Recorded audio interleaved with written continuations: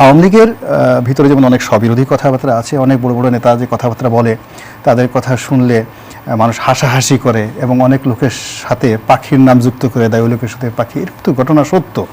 কিন্তু বিএনপিরও অনেক কথাবার্তা নিয়ে হাসাহাসি হয়, এটা তো অস্বীকার করার উপায় নাই যে একটার পর একটা নির্বাচন 2000 যেখানে আওয়ামী লীগ এবং বিএনপির 1% জনসমর্থন ডিফারেন্স, সেখানে আওয়ামী লীগের প্রার্থী যদি 90,000 পায় আর বিএনপির প্রার্থী যদি জামানত বাজেয়াপ্ত হয়ে 1600 পায়, এবং এই ঘটনা বিএনপি জানে কেন হয়েছে, কি হয়েছে এবং বারবার হয়েছে, তারপর যদি সেখানে যায়, তাহলে এত বেকুব, এত নির্বোধ একটা দল, একটা পার্টি, তাদেরকে ভোট দেওয়ার জন্য পাবলিকের তো আর কাজ নাই।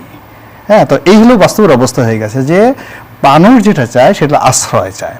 এই লিডারশিপ হলো তার হাতে একটা আমব্রেলা থাকবে, সে সবাইকে আশ্রয় দেবে। তো নেতার যদি আশ্রয় দেওয়ার ক্ষমতা না থাকে, আর যদি নেতা মানে সে সকালে এক কথা বলে বিকেলে এক কথা বলে, আর নেতা যদি নিজেই প্রাণ ভয়ে কান্নাকাটি করে চোখের পানি ফেলে আমাকে বাঁচাও, তাহলে ওর কাছে পাবলিক যায় না, পাবলিক যায় তার কাছে যে তাকে আশ্রয় দিতে পারে।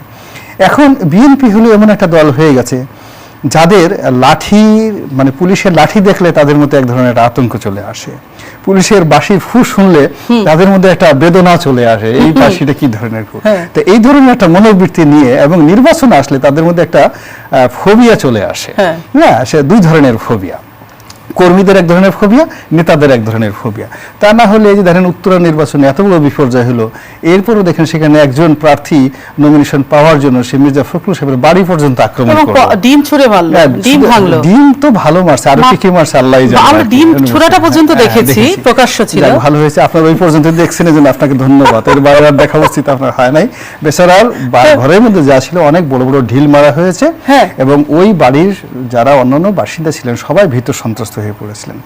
তো এত কুয়াতুল বিএনপি যে এত কুয়াত, এত শক্তি, এটা নির্বাচনের দিন কোথায় ছিল? যেটা মির্জা ফখরুলের বাসায় গিয়ে তোমরা দেখালা, সেটা নির্বাচনের দিন গিয়ে দেখাতা, অত্যন্ত প্রকার হাজারখানিক ভোট ওই কুয়াত দিয়ে করতা।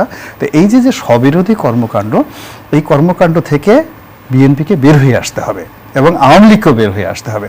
আওয়ামী লীগ যে কথাটা মানে কাজ করতেছে, অর্থাৎ বিএনপির মতো একটা জনপ্রিয় প্রার্থী সে যদি রাতের আধার খালি বাক্সটা ফেলেও দেয়, আওয়ামী লীগ এবং বিএনপির ভোটের ডিফারেন্স হবে হায়ার 2-3 হাজার। তো সেখানে ভোটের ডিফারেন্স যখন 1 লাখ হয়ে যায়, তখন আওয়ামী লীগ কি করেছে এটা আমাদের দেশের একেবারে গাধামাকড়া বুদ্ধি যার আছে সেও বুঝে। ফলে এইগুলোতে আওয়ামী লীগ হালকা হচ্ছে। আবার এই যে বিএনপি যে কাজটা করতেছে, বিএনপিও হালকা হচ্ছে। তা হালকা হতে হতে কি হয়, একটা যখন ভারসাম্য রাজনীতি আছে, সেই ভারসাম্যতে আপনি এই পাশে একটা বেলুন বসাই দিলেন, এই পাশে একটা বেলুন বসাই দিলেন, তখন এই দুটো বেলুন একটা সময় ওই পাল্লা থেকে পড়ে যাবে, কারণ দুটারই ওজন নেই, এবং ওই জায়গাটা ভ্যাকুম জায়গাটা যাদের শক্তি আছে, ওজন আছে, তারা এসে দখল করবে।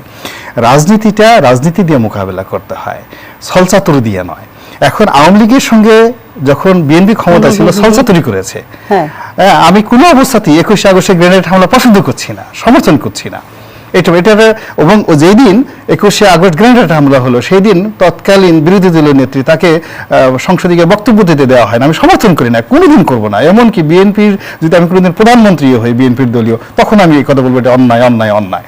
আবার এখন আওয়ামী লীগ বিএনপির সাথে যা করছে অন্যায় অন্যায় অন্যায়, এটা রাজনীতি নয়, অপরাজনীতি, অপসংস্কৃতি।